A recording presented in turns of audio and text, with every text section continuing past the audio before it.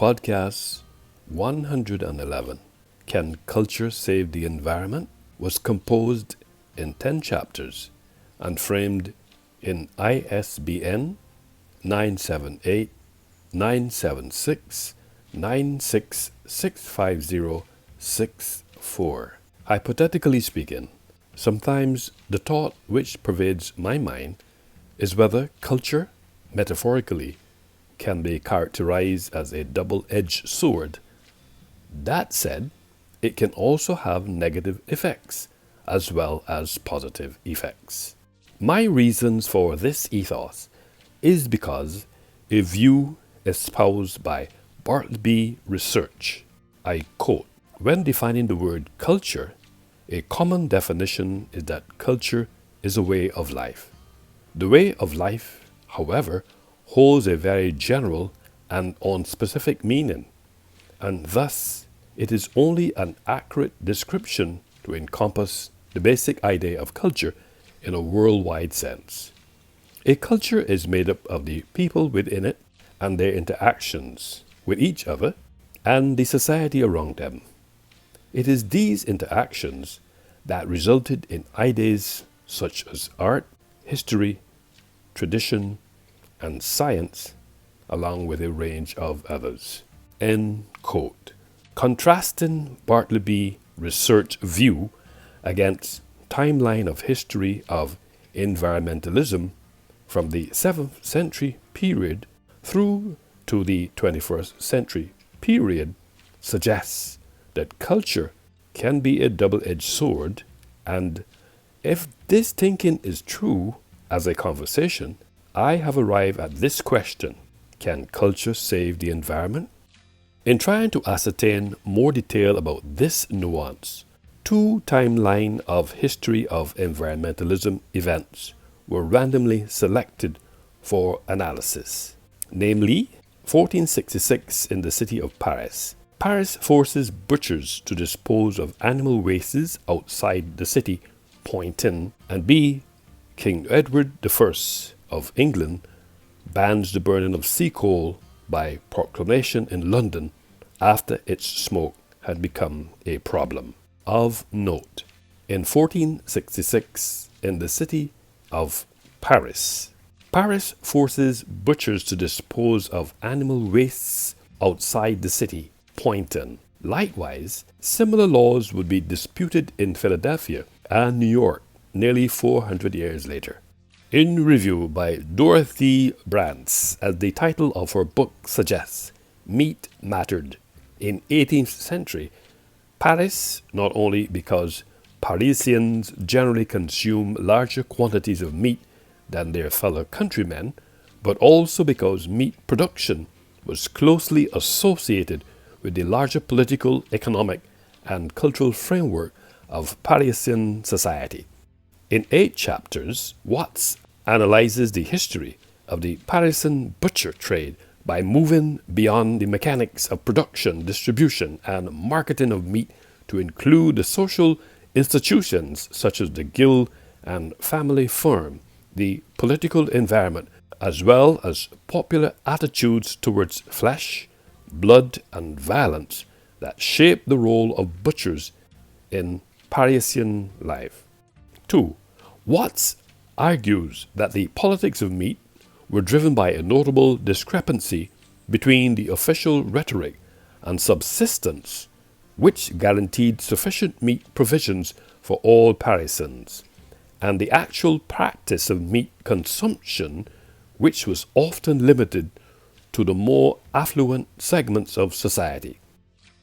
Scholars have long held the belief that meat consumption was a matter of privilege. Further, it should be noted that Watts has argued that we need to revise this image in 2 ways. For one, we need to distinguish between urban and rural consumption patterns since, on the whole, Parisians ate larger quantities of meat than their rural counterparts.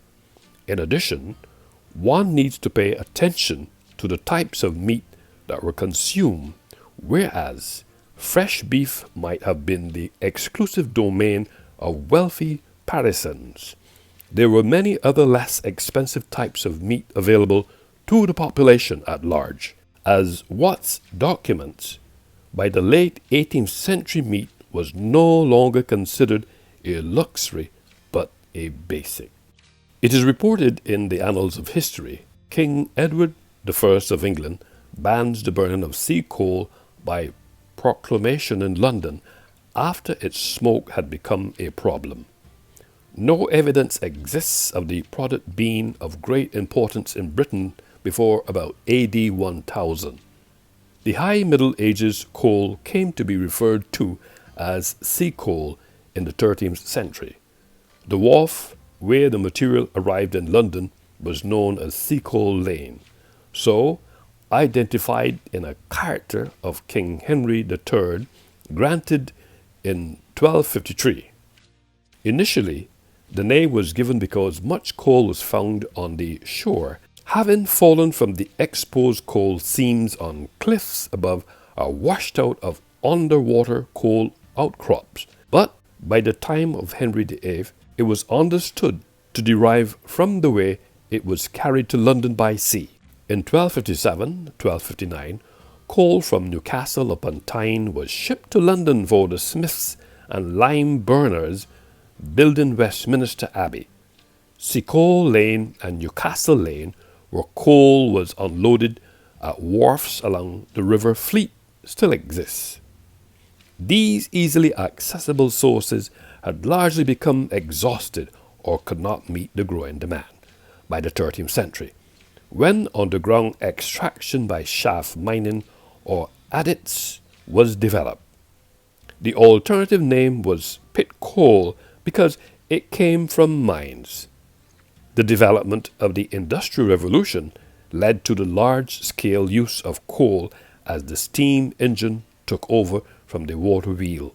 In 1700, 5/6 of the world's coal was mined in Britain. Britain would have run out of suitable sites for water mills by the 1830s if coal had not been available as a source of energy. In 1947, there were some 750,000 miners in Britain, but the last deep coal mine in the UK closed in 2015. These two timelines of history of environmentalism events suggests that all of the activities which occurred within the precincts of this timeline implies a culture which is made up of the people within it and their interactions with each other and the society around them. Let's put things in perspective. Historically, many inquiries concerning environmental history date back to antiquity, including Hippocrates, the father of medicine, who asserted that different cultures and human temperaments could be related to the surroundings in which people's lives in airs, waters, places. Scholars as varied as ISBN, Culdan, and Montesquieu found climate to be very determinant of human behavior. During the Enlightenment, there was a rising awareness of the environment, and scientists addressed themes of sustainability via natural history and medicine. However, the origins of the subject in its present form are generally traced to the 20th century. In 1929, a group of French historians founded the journal Annales, in many ways a forerunner of the modern environmental history, since it took as its subject matter the reciprocal global influences of the environment on human society. On civilization was espoused by this Annales school to describe the long-term developments that shaped human history by focusing away from political and intellectual history toward agriculture, demography, and geography. Emmanuel Leroy Ladure, a pupil of the Annales School, was the first to really embrace, in the 1950s, environmental history in a more contemporary form. One of the most influential members of the Annales School was Lucien Febvre, 1878 to 1956, whose 1922 book, A Geographical Introduction to History, is now a classic in the field. The most influential empirical and theoretical work in the subject has been done in the United States, where teaching programs first emerged and a generation of trained environmental historians is now active.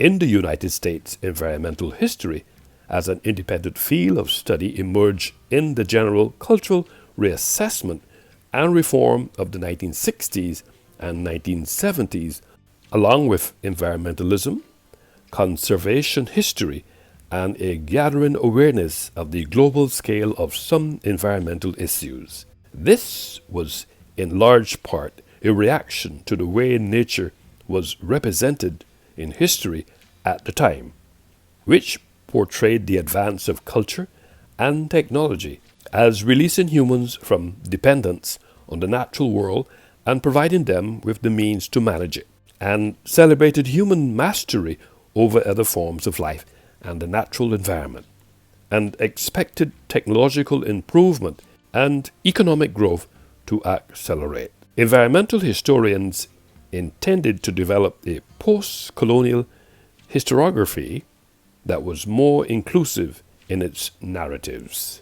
We need anthropologists because they believe that culture is the patterns of learned and shared behavior and beliefs of a particular social, ethnic, or age group. It can also be described as the complex whole of collective human beliefs with a structured change of civilization that can be specific to a nation or time period. Sociologists are also required in this conversation because they understand culture as the languages, customs, beliefs, rules, arts, knowledge, and collective identities and memories developed by members of all social groups that make their social environments meaningful.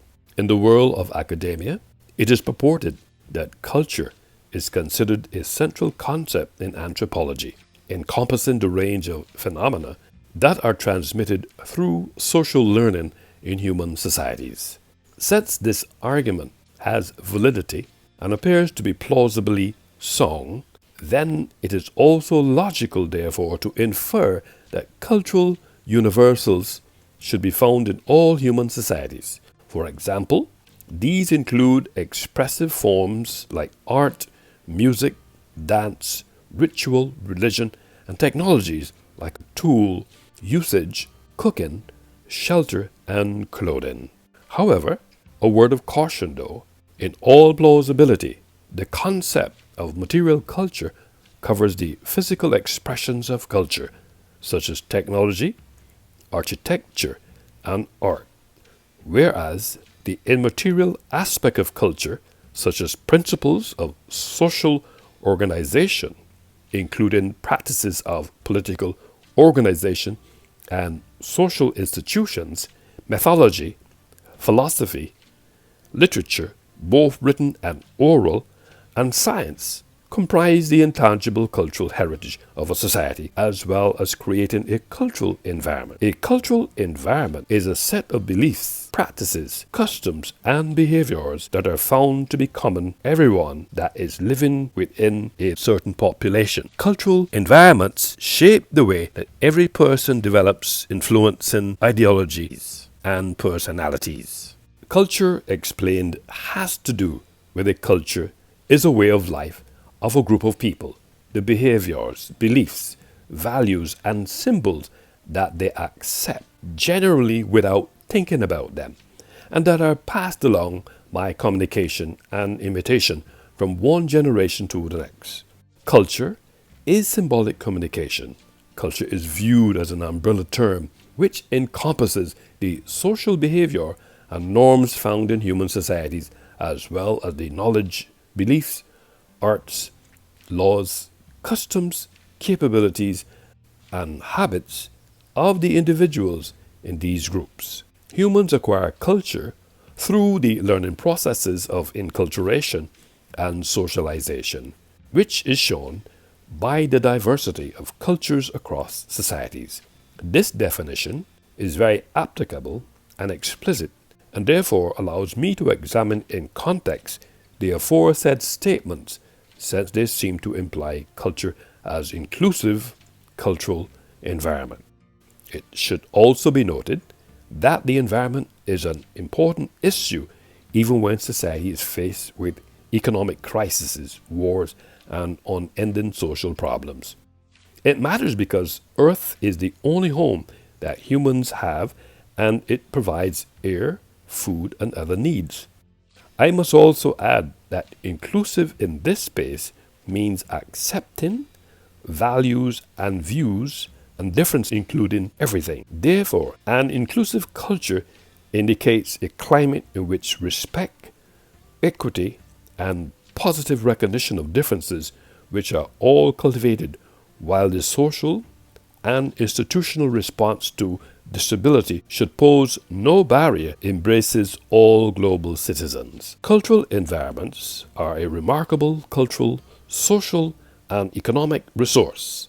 They are important for the identities and well-being of people. Cultural environments are the features particular to them, provide a unique edge to regions and places, serve as the foundation of the development of local communities, and create business opportunities.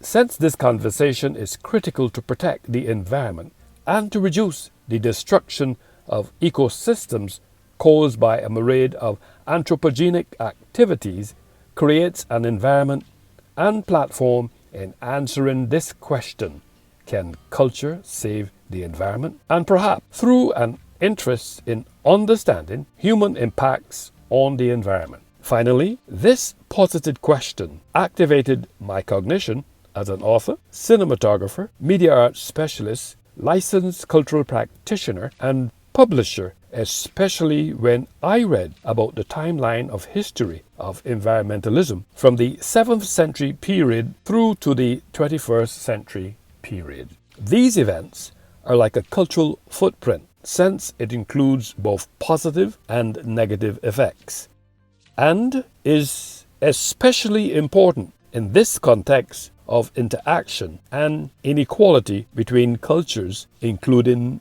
political and institutional, economic, or social inequalities, and appears to have shaped humanity's perspective on the environment, including human-induced disasters, environmentalists that have had a positive influence, and environmental legislation. Although environmentalism is a part of culture, yet culture is not static, but evolving. I also believe that cultures are socially constructed. I also understand that we global citizens metaphorically act as conduits, especially when expressing culture. Therefore, our actions, especially practicing culture, is a nuance and predicated on belief and behavior. Which is belief, which is mental acceptance of a claim as likely true, while behavior is unaccountable human conduct relative to social norms. Without doubt, all beliefs influence our behavior. Since beliefs are not always based on facts, yet they are the hardest thing to change in a person. Perhaps this thinking may be part of the reasoning for legislating laws to protect the environment. That said, to call ourselves truly free, we need to be able to change the thinking patterns. Beliefs about the environment are the assumptions we hold to be true. As human beings, our qualities and beliefs about the environment affect the quality of our life, our work, and our relationships. Since what we believe is what we experience, we tend to think that our beliefs are founded on reality. In fact, however, it is our beliefs that govern our experiences. It should be noted that belief is so powerful that the power of belief resides in its ability to do four things.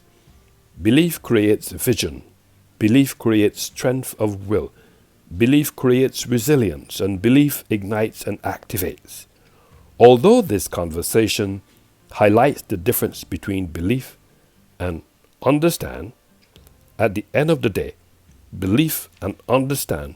When used as verbs, belief means to accept as true, particularly without absolute certainty. That is, as opposed to knowing, whereas understand means to be aware of the meaning of, and a belief is an idea or statement that has one or more characteristics, values, that match the values for what is represented and presented. Belief may thus be understood as a representation that is not necessarily fully justified and is not necessarily completely true, but must be true in part. I must confess that all things being considered, throughout each country, it appears that environmentalism and humankind are inextricably linked, especially since A. Global citizens may have been practicing culture as a mechanism to save the environment. B. The said culture became a double-edged sword. It had negative effects as well as positive effects. C. It appears that the culture practiced by some global citizens invariably was a way of life of a group of people. D. Their behaviors, beliefs, values, and symbols that they accepted generally without thinking about them. E. The same are passed along by communication and imitation from one generation to the next. F. This culture seemingly was a conflict in culture because of the differences in values. In summary, from the 7th century to the 21st century, efforts were made to establish the system of forest law to protect trees, bring no harm to the trees, nor burn them with fire, especially those which are fruitful, slaying of any flock, food protection, legislation for birds, air pollution, water pollution, and soil contamination, the municipal solid waste mishandling, the environmental impact assessments of certain localities, protect game animals and their forest habitat from destruction, bans the burning of sea coal. Efforts were also made to stop waste dumping and butchers disposing of animal waste outside the city, and forbidding throwing of filth and garbage into ditches, rivers, and waters, fishing and conservation, and the succession of forest trees, forest ecology, and urges farmers to plant trees in natural patterns of succession. The effects of unrestricted industrial expansion on both human beings and the natural world, and the sustainability of coal energy, carbonic acid in the air upon the temperature of the ground, leaded gasoline, asbestos exposure, the potent carcinogens, the first nuclear power plant, the Minamata disease, a neurological syndrome caused by severe mercury poisoning, and global warming. Overall, the timeline of history of environmentalism is a roadmap and a cultural footprint, since it included both positive and negative effects, and was especially important in this context of interaction and equality between cultures, including political and institutional, economic or social inequalities, and appears to have shaped humanity's perspective on the environment, including human-induced disasters. Environmentalists that have had a positive influence and environmental legislation which drew our urgent attention towards environmental events between the period the 7th century to the 21st century, and also provided specifics and detail in answering the question, can culture save the environment? Was composed in 10 chapters and framed in ISBN 978-976-9665064.